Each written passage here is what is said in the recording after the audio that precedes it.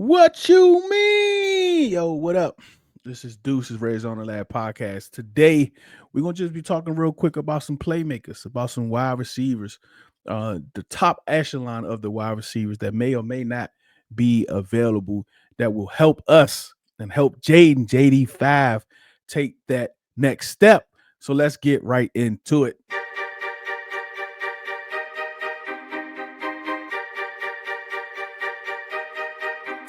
Yeah, man, people ask that question all the time, man. But look, I was born into this, bro.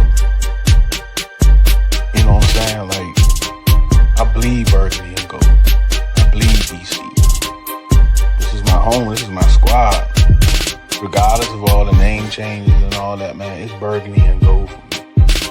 It's DC for me. You know what I'm saying? So, I'm here, man. I ain't going nowhere. I ain't going nowhere.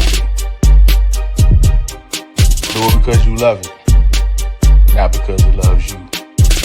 One beat, one sound, one heart, one love. Yo, what up, real live? What's good with y'all, man? We in the lab one more time.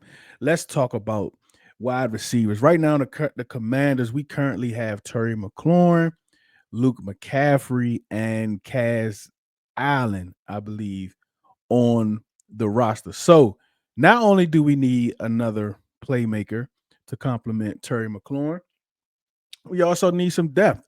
How do you feel about Luke McCaffrey? We're going to talk about that next week. But a lot of people is not too high on Luke McCaffrey. Matter of fact, once Crowder came back, you started to see his snaps decrease. And in the playoffs, he went completely away and was only on kick return. So that's something to look out for on how they address this offseason. How much do they or how much will they depend on Luke McCaffrey taking a huge step? Yes, he did get a lot of snaps. He did get a lot of playing time. He did get a lot of experience, but it just did not equal to production. All right, so let's start with one of our own. Dami Brown, 4-year commander. He's been with us for 4 years.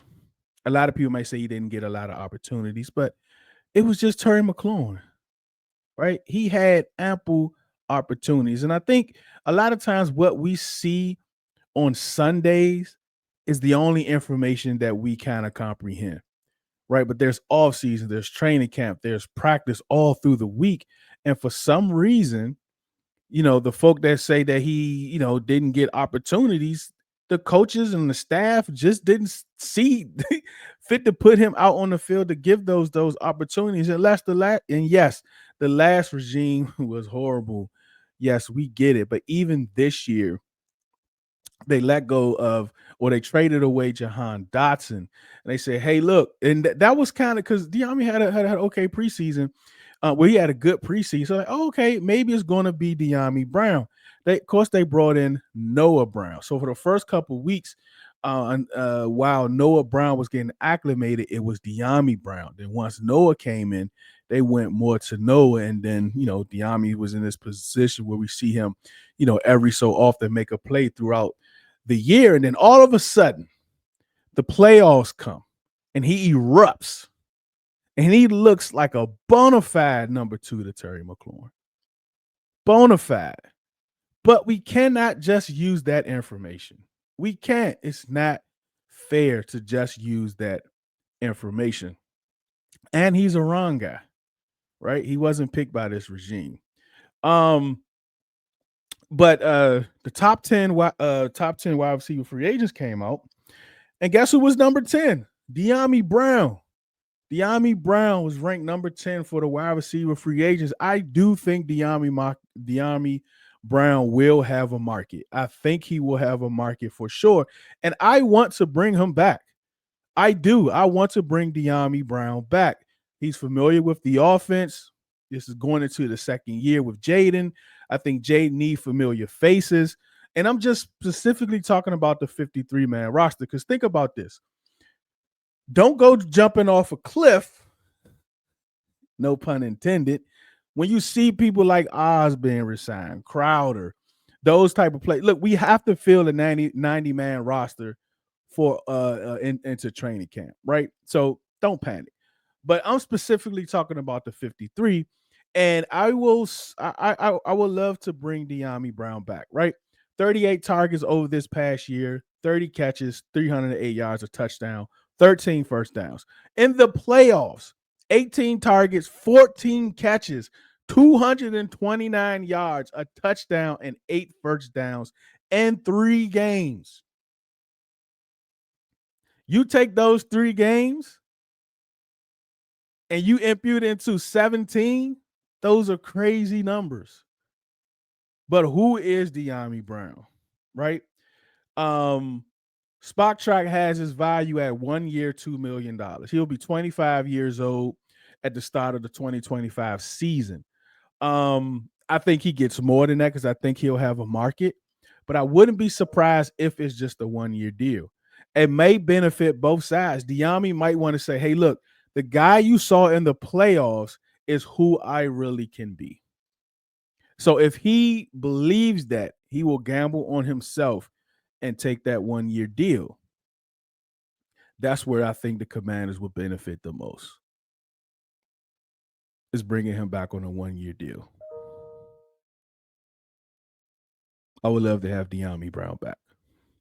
All right. The next Cooper Kupp. He's missed 10 games over the last 2 years, 5 in each year. 97 targets, 67 catches, 710 yards, 6 touchdowns, 28 first downs. This is good production, a lot of production. This is the former triple crown winner from a few years ago. The one thing about Cooper Kupp is I do not want to trade for him. Let me preference this. I don't want to trade for any wide receivers unless it's T. Higgins or DK Metcalf. Them are the only 2 receivers that I would trade for this offseason. And well, let me preface it. From what we know is available or rumors of them being available, those are the only 2. I think Cooper Kupp gets released, and that's when I'm interested in Cooper Kupp, is if he's being released. Spot Track has his valuation. Has his market value at 2 years, $22 million. He'll be 32 years old at the start of 2025.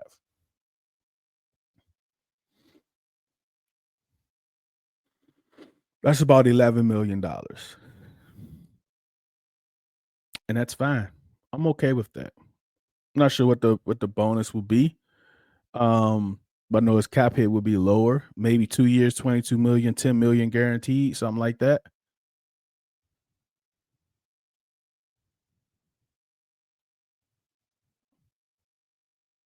And some incentives maybe added to that. Might lower his cap hit to like 4 million, 4 or 5 million. I'm okay with that. But I do not want to trade for Cooper Kupp. I think he gives that blanket. I think he's much better than Crowder. Jamison Crowder is. I do think that. So I think he's kind of like a wide receiver, Zach Ertz, right? He's dependable. He'll be reliable. He runs great routes, underneath routes. He could be one of Jaden's best friends, especially for hot routes. And he's used to getting tons of targets. So he's used to volume. Deebo Samuel. Again, another person that I would not trade for. But he has been healthy these last 2 years. And he has a special skill set that not too many players across NFL history has had. He's a gadget player. I believe we need a gadget player.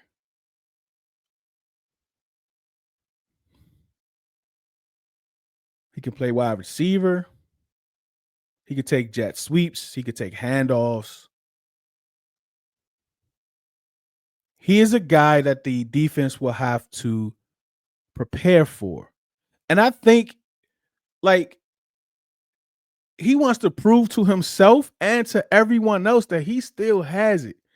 I think he's highly motivated. All he's looking for is a new environment.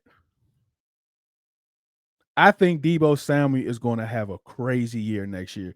No, not the year that he had in 2021, right? But I think he will have a really good year next year. And I believe Cliff can use him correctly. Spotrac doesn't even have his market value, but I know next year he's making $15 million for 2025. So I think he's going to be released post June 1. And I believe that'll be a double-digit cap savings for the 49ers. The last I checked, I think like $13 million or something like that. So I think he'll be a post 1 June cut, and I think he'll sign with the Commanders first day of free agency. I really do. He has that connection with Adam Peters, so Adam Peters knows him. So I'm encouraged. He had 80 targets, 51 catches. I put the 5 drops up here because when you hear people talk about Deebo, they talk about drops. He only had 5 last year, and I think that is high for a wide receiver. He had 670 yards, 3 touchdowns, 28 first downs. But this is where it gets 42 carries for only 136 yards, 1 touchdown. And I was talking about 2021. For 2021, he had 59 carries for 365 yards and 8 touchdowns. That's what we want from Deebo Samuel. And you hear rumors that he just wants to be a wide receiver. I don't want him if he has that attitude that he just wants to be a wide receiver. I need you to be the best football player you can be. I want you to want to be the best football player that you can be, which is being a gadget player. That's what I want from Deebo Samuel. T. Higgins. He asked for, it said that he don't want no less than 40. No. What was T. Higgins? No.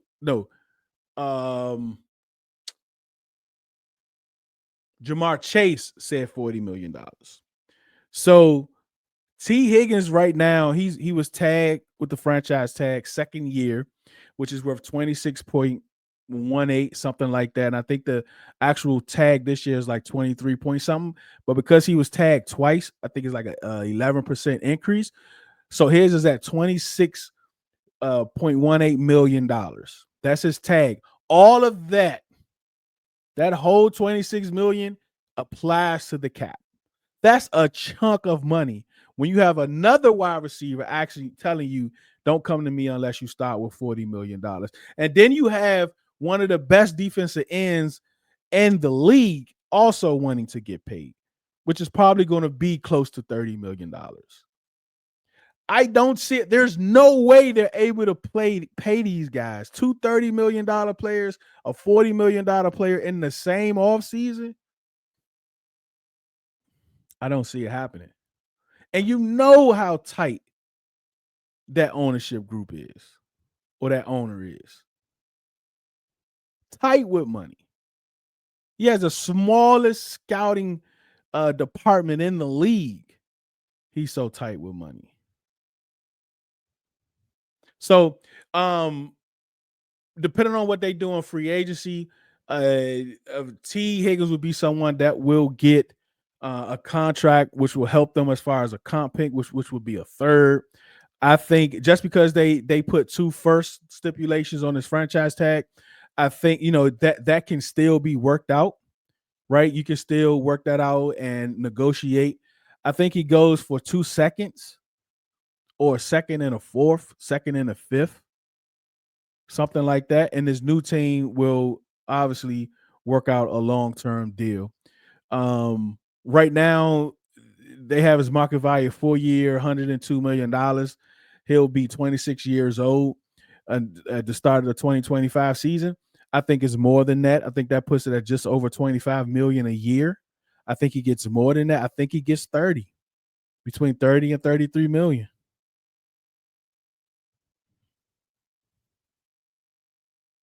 Yeah. 4-year deal.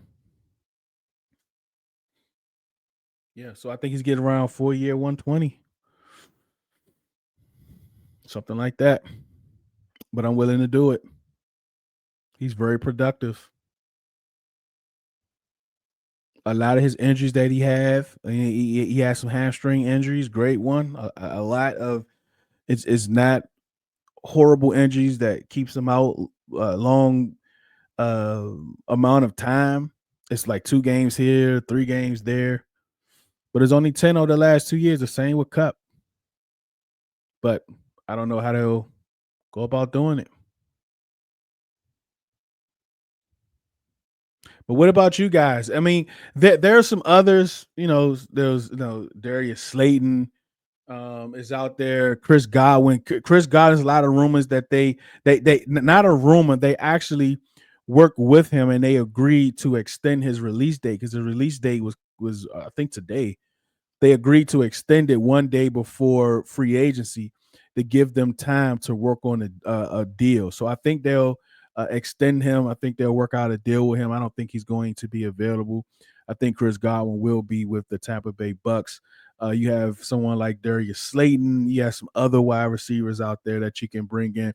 But the one thing about bringing in someone, a wide receiver, like I said, trading T. Higgins, DK Metcalf, and this is the reason why. No one else on this list, no one else in this list can give me enough confidence that they can be the guy when Terry leaves in, let's say, 3 years, 4 years. I mean, even sooner than that, 2 to 3 years, right? Not Godwin, not Deebo, not Dami, not Kupp, any of those guys. Sort of like what the Lakers did, right? Bringing in Luka. When LeBron leaves, Luka steps right in. Matter of fact, as LeBron is there, Luka is going to step in to be that number one. So T. Higgins, DK Metcalf, rookie wide receivers, like those 2 guys is someone that I would trade for because I know long term I will be okay for the next 7 to 8 years as far as a wide receiver one. So you have those guys playing with Terry for the next 3 years or so.